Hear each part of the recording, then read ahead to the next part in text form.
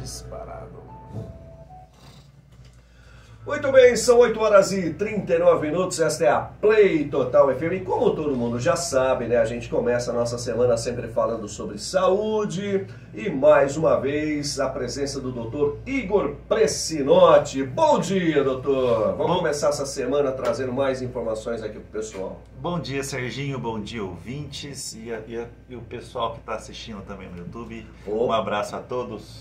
Forte abraço para você e não esqueça, se inscreva no canal, viu? Por favor, se inscreva no canal. Vamos falar sobre esse tema que nos últimos dias acabou sobrecarregando o sistema público de saúde, né? A tão famosa diarreia. As né? viroses. O que é essa virose que traz a diarreia, doutor Igor? Então, vamos lá.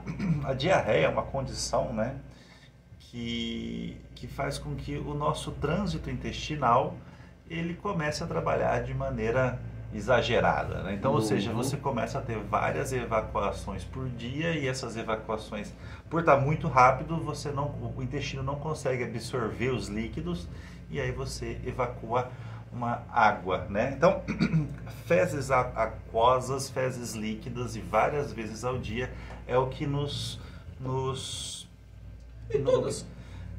Todas são iguais, afinal de contas. Essa pergunta é a melhor de todas. Tá falando, porque basicamente, né, todo mundo pensa assim, a né? pessoa não consegue Evacuando água, mas existem sim diferenças. Tem diferença? E eu acho que esse é o foco da nossa conversa. Saber diferenciar a diarreia para a gente poder saber quando é que a gente tem que tomar cuidado.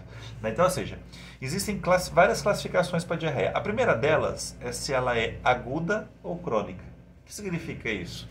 É o tempo, né? É o tempo que você está com diarreia. Tem pessoas que você conversa e fala assim: ih, meu filho, já faz um ano que todo dia meu intestino solta. Então isso é aquela diarreia crônica. E a diarreia aguda é aquela que começou, nossa senhora, hoje eu acordei, tô mal, tô com diarreia, ou então faz 2 dias que eu tô... Então, aguda e crônica é o tempo. Aí tem fatores que influenciam também? Tem fatores, mas vamos lá. Então, vamos lá. Primeiro, o que diferencia a diarreia aguda de crônica? Ela é 4 semanas, de 3 a 4 semanas. Se você está com uma diarreia que passou de 3 semanas, a gente chama de diarreia crônica. Uma diarreia que está aí 2 semanas, 3 semanas, diarreia aguda. E as duas vão causar desidratação. As duas vão causar problemas, só que as duas vão ter abordagens diferentes, a gente pode falar delas. E também tem as causas da diarreia. Tem diarreias de causas infecciosas e diarreias de causa não infecciosas. Então são as maneiras que a gente classifica a diarreia: aguda e crônica, infecciosa e não infecciosa. Que maravilha! Então vamos falar a respeito um pouco dessa diferença, da que é infecciosa, daquela que não é infecciosa. E aí tem a questão do tratamento também. Ele tem diferença no tratamento? Sim, vamos lá. A diarreia infecciosa é aquela diarreia que ela é causada por conta de um agente, ou um vírus, ou uma bactéria. Ela é muito comum, tá? Principalmente as de causa viral. Por isso, quando você vai no pronto-socorro, o cara fala assim: essa diarreia aí é viral. Está acontecendo, está todo mundo tendo diarreia.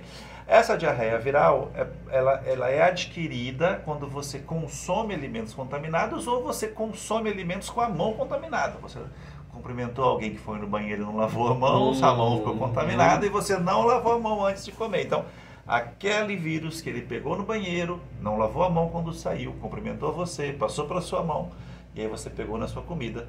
Então, essa questão de você comer na rua e não ter um local onde lavar a mão é muito perigoso. E ainda tem essa questão do celular também. Exatamente. Né? Se você foi no banheiro, usou o celular lá sentado no trono, usou o celular sentado no trono e pôs o celular no bolso, na hora que você está comendo, aí você pega o celular para dar uma olhadinha, você contaminou sua mão. Então, você tem que manter ou você para de usar o celular no trono, que é o melhor, ou você passa um álcoolzinho no celular, dá uma limpadinha nele, ou não usa quando você come.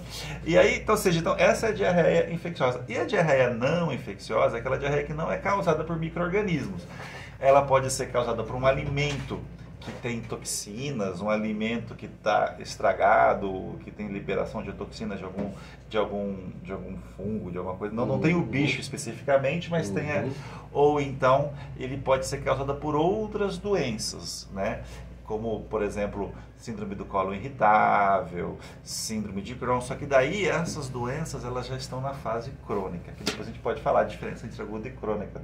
Você já preparou uma pergunta dessa para mim? Não? Você já pode fazer. Posso falar? Então vamos lá. A diarreia aguda e crônica. Então, ou seja, a diarreia aguda é aquelas diarreias que geralmente são as diarreias infecciosas, tá? Se ela é viral, ela vai sarar sozinha, ela tem um tempo aí de 3... Tem um ciclo de 4 dias no máximo. A gente trata ela só com hidratação, às vezes eles tomam um repositor de flora, sabe? Aqueles Yakultzinho, aqueles fermentadinhos, e o corpo resolve sozinho, se hidrata bastante. As bacterianas, elas demoram um pouquinho mais, às vezes fica uma semana, 10 dias, às vezes 2 semanas, te deixa mais baqueado. Essa você precisa ir no médico para tomar um antibiótico. Então, assim, das diarreias... Vem com vômito também? Ou não? As duas podem vir com vômito. As duas. Tanto a viral quanto a bacteriana, ambas podem vir com vômito, depende de como é que o seu corpo reage. A diarreia crônica é aquela que a pessoa fica mais de 4 semanas, já está mais de um mês com diarreia. Ela, já estou até acostumada, comeu, vou lá para o banheiro... Tá.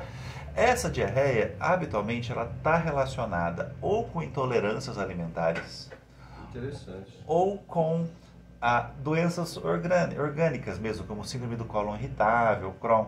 Então, ou seja, se você tem 4, 5 semanas, 6 semanas que você está tendo diarreia, você fala assim, será que é o leite que eu estou intolerante? Queijos, será que são os queijos? Será as lactoses? Será que é o glúten? Então, vale a pena você ter uma atenção da sua alimentação ou então avaliar, fazer uma colonoscopia, ver se você não está com alguma doença estrutural no seu intestino aí para poder fazer isso. Então, a diferença do agudo e crônico é essa.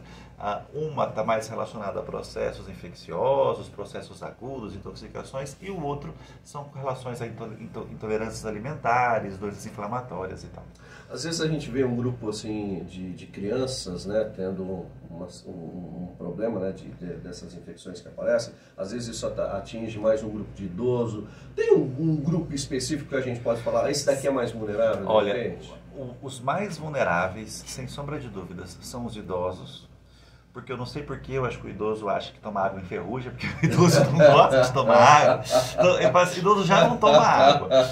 Se está com diarreia, ele desidrata mais. Então, ou seja, diarreia é uma das causas de morte em idosos. Então, assim, se seu avô, sua mãe aí está com diarreia, enche ela de água, enche ela de isotônico, hidrata o seu avô, entendeu? E a criança, principalmente os menorzinhos com diarreia, eles são muito susceptíveis à desidratação. Então também é perigoso. O que a gente tem que tomar muito cuidado é o seguinte, a diarreia, a maioria das vezes é viral e ela vai sarar sozinha. Então você não pode morrer no meio do caminho. Então você precisa se hidratar, né? Então, o que a gente faz? Se tiver remédio se estiver vomitando, tome remédio para vômito e se hidrate. E use repositores de flora. Isso vai resolver 80%. E aquilo, você começou a ficar desidratado, que é boca seca, a criança está com o olhinho sem lágrima, leva no hospital para ser tratado. O idoso começou a ficar mais sonolento, mais confuso, a pelinha dele está mais seca, leva para tratar no hospital, porque não pode deixar o idoso e a criança desidratados. Quais seriam os principais sinais de alerta, então, quando a pessoa vai se preocupar, de repente, apareceu mais sinais? No idoso, quando ele começa a ficar sonolento, quando ele começa a reclamar que a boca está seca, ele fica abrindo a boca assim, abre a boca falando que a boca está seca. Quando ele começa a ficar mais confuso, tá? Muitas vezes o paciente chega no pronto-socorro a família achando que ele teve AVC, e na realidade ele só está precisando de água. E na criança, quando o olhinho dela não está mais lacrimejando, quando a criança ou está muito mais irritada, mais chorosa ou mais sonolenta, quando a boquinha dela está seca, então são sinais de desidratação. Esses são sinais de alerta. Tá, vamos lá, vamos falar a respeito o que fazer quando você estiver com diarreia. Então isso. O que a pessoa tem que fazer? O segredo é, mantenha-se hidratado. Entendeu? Muito bem. Tem gente que fala assim, sou igual o pato, se eu tomo, se entra, sai, se entra e sai. Você não pode ficar, porque tem que falar assim, eu nem vou tomar água, porque se eu tomar água vai sair. Não, você tem que tomar água. Porque mesmo quando sai, algo é absorvido, o corpo está absorvendo. Então, exatamente. Hidrate-se, água, repositor de hidroeletrolítico, aquele sais de hidratação oral. Se estiver vomitando, tomar um remedinho para vômito e usar os repositores de flora, tá? Esses probióticos. Se você não estiver melhorando, estiver com sinais de desidratação, pode procurar um serviço de saúde para hidratar. Esse é o ponto. Tem que procurar um médico. Tem que procurar. Assim, se é aquela diarreia de um dia, que você não rebaixou, 2 dias, está conseguindo tomar água, você está bem, até dá para você segurar, exceto se você for idoso. No idoso você tem que ficar mais atento. Agora, se você tiver esses sinais que eu falei de alerta, de desidratação, se a diarreia está passando de 3, 4 dias, vai no serviço de saúde. Tá aqui ó, a Regina falando, ótima informação. Está passando informação, está acompanhando aqui com a gente. Muito Coisa bom dia. boa, um abraço, Regina. Legal. E aí, como se prevenir então, doutor? Então, a prevenção, ela se baseia na higiene. Então, ou seja, toma muito cuidado entre pegar o celular no meio da refeição, porque você usou ele no banheiro. Higienizar a mão antes de você comer, porque muitas vezes você está na rua, tem que carregar um alquinho gel para tentar lavar a mão. Exatamente, o alquinho gel. Você tem que carregar isso com você.